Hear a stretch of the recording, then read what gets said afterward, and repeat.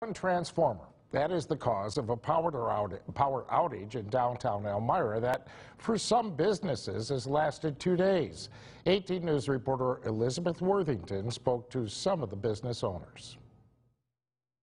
The two businesses behind me, M&M Red Hots and Elks Lodge, have been out of power since Monday morning.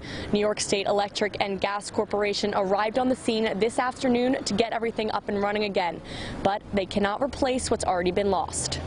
They're doing right now is cleaning out stuff. The coolers have been down too long and stuff's got to go. I'm cleaning it out, throwing it away. Right now I've lost cheese, ham, freezer unit still is holding good to walk in, but you know, if it goes much longer, I'll be losing other product out of that too.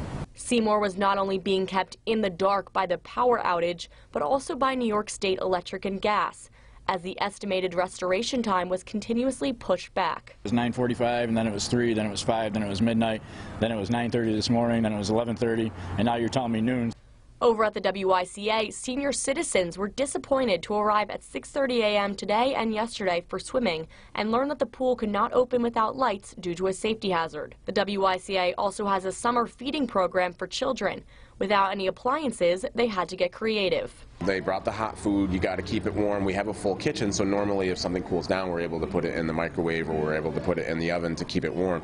So we really had to get the food out as quick as we could. But then it was just a matter of storing it afterwards. So again, you got to find a lot of ice and you got to start finding creative ways to keep the food warm and keep it fresh.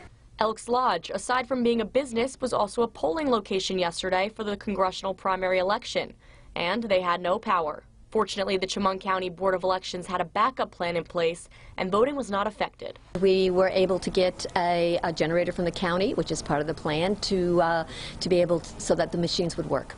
And yet, frustrations still abound as the community waited for power to return. Access to our computers or our internet or even our telephones, so that part's a little frustrating. Anytime that you're shut down for 2 days is a bad thing. You don't have anything coming in. You know, you got help that's not going to get paid. You got bills they got to pay.